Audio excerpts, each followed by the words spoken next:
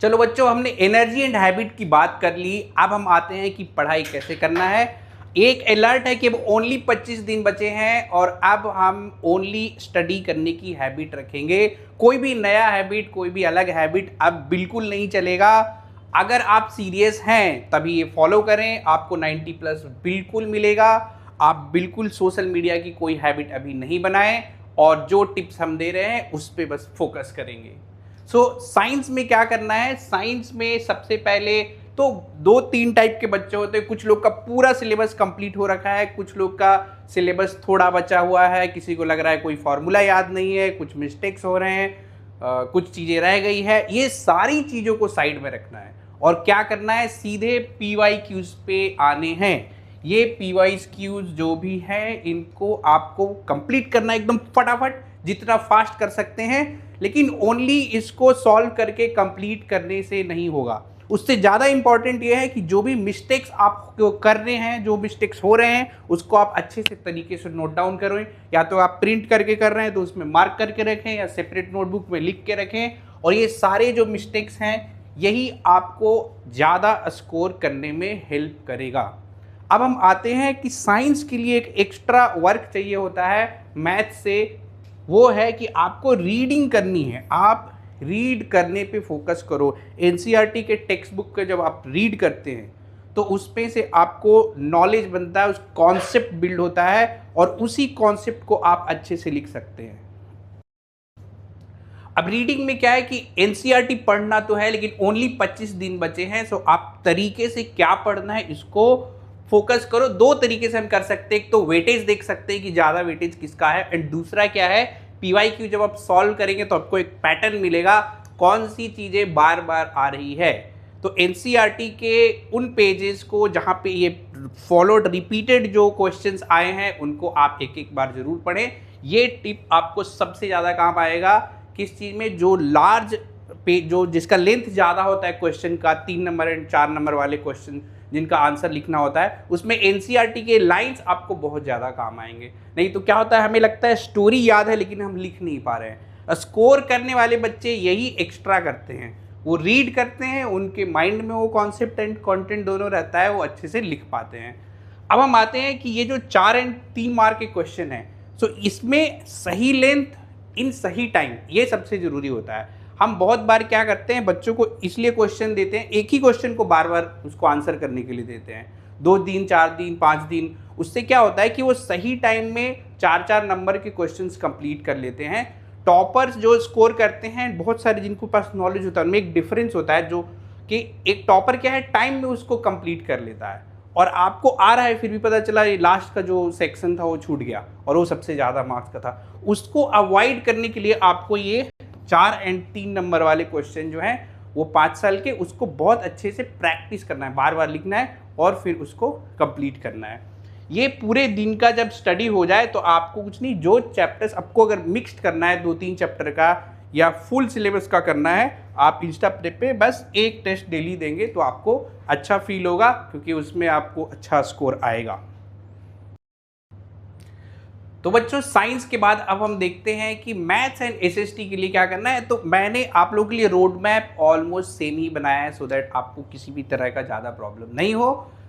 तो ये क्या है कि बोर्ड के लिए प्रिपेयर करना एंड बोर्ड के एग्जाम में क्या करना है, बोर्ड के एग्जाम के अंदर क्या करना है, वो हम थोड़ा लास्ट में कवर करेंगे। लेकिन सबसे पहले मैथ्स जो है, इसमें क्या होता है, जैसे साइंस में फॉर्मूले होते हैं वैसे ही मैथ्स में फॉर्मूले होते हैं। तो फॉर्मूले पे आप एक्स्ट्रा वर्क कीजिए, लेकिन मैथ्स का सबसे इंपॉर्टेंट पार्ट जो है, सारे कोचिंग के सारे बच्चे, सारे जो भी टीचर्स हैं वो मैथ्स पे ही लगे रहते हैं। तो मैथ्स तो है ऑलमोस्ट हर कोई मेहनत कर ही रहा है, बट इसमें क्या है, एक क्वेश्चन को बार बार करना है। और कुछ बच्चे जो मैथ्स में बहुत वीक होते हैं उनके लिए मैं एक स्पेशल टिप्स देता हूँ, क्योंकि मैं बहुत ज़्यादा लोगों की हेल्प कर चुका हूँ इसमें और मुझे बहुत ही अच्छा लगता है कि मैं वो काम कर पाता हूँ।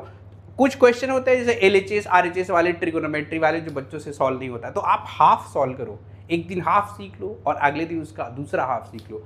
अब क्या है कि जो SST है, SST में आपको लिखना है, एक्सप्लेन करना, आपको स्टोरी आ रही है लेकिन आप लिख नहीं पा रहे हैं, यही SST का सबसे बड़ा प्रॉब्लम होता है। इन दोनों सब्जेक्ट में एक कॉमन फैक्टर क्या है कि बच्चे सबसे ज़्यादा 100/100 स्कोर मैथ्स एंड एसएसटी में करते हैं। ये अगर आप एसएससी बोर्ड या सीबीएसई बोर्ड दोनों का डेटा देखोगे तो इसमें आप आउट ऑफ मतलब 100 आउट ऑफ 100 भी स्कोर कर सकते हो इन दोनों सब्जेक्ट में। और इसको आप बहुत अच्छे से, जो 4 मार्क्स वाले क्वेश्चंस होते हैं, इसमें आपको स्टोरी बिल्ड करने के लिए रीडिंग पे फोकस करना है और इसमें आपको पूरा का पूरा टाइमली कंप्लीट करने के लिए एक से ज़्यादा बार, 1 बार करो, 2 बार करो, 3 बार करो, सेम ही क्वेश्चन को इतना बार कर लो। 1-2 क्वेश्चन तो आपके लिस्ट में रहेगा ही जिसको आपको बार बार प्रैक्टिस करने से वो टाइम में कंप्लीट होगा। सो इस तरीके से मैथ्स, एसएसटी एंड साइंस, इन तीनों का जब प्रिपरेशन आप एक ही पैटर्न, आप अगर देखोगे तो एसएसटी में भी बहुत लंबा लंबा लिखना है, साइंस में भी बहुत जगह लंबा लंबा लिखना है, मैथ्स में ज़्यादा लिखना है और आंसर भी करेक्ट लाना है, और साइंस में ये दोनों का थोड़ा सा कॉम्बिनेशन है। लेकिन हमने रोड मैप आपके लिए ऐसा बनाया है कि आपको किसी तरह की एम्बिग्यूटी या डिफिकल्टी फील नहीं होगी। इस स्टडी प्लान को आप फॉलो करेंगे, सेम ही है। एंड ऑफ द डे आपका क्या होना चाहिए, 7 मिनट्स के टेस्ट, आप जिसको भी आपने पढ़ा है जिस चैप्टर को, उसको आप अच्छे से करो। स्पेशली एसएसटी के लिए मैं बता रहा हूँ, एसएसटी मेमोरी बेस्ड होता है। हर एक चैप्टर के जितने ज़्यादा आप टेस्ट करेंगे ना, उतना ज़्यादा आपको सारा वो जो भी डेटा याद रहेगा, डेट कब कौन सा इवेंट हुआ, हिस्ट्री का, ये बहुत ज़्यादा आपको 100/100 के लिए सुटेबल है।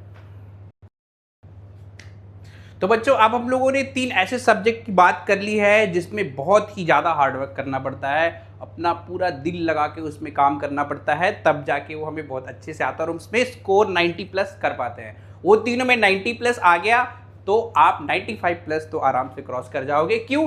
क्योंकि अब हम लोग आ रहे हैं लैंग्वेजेस पे। लैंग्वेज एक इजी सब्जेक्ट माना जाता है और बहुत सारे बच्चों तो एकदम लास्ट 2-3 दिन में पढ़ते हैं, बट ये वाली गलती ना करें तो बढ़िया। जो इजी है उसमें हम 100/100 स्कोर करने की कोशिश क्यों ना करें। आप ये फोकस करो कि कोई एक सब्जेक्ट में 100/100 लेकर आने की कोशिश करो।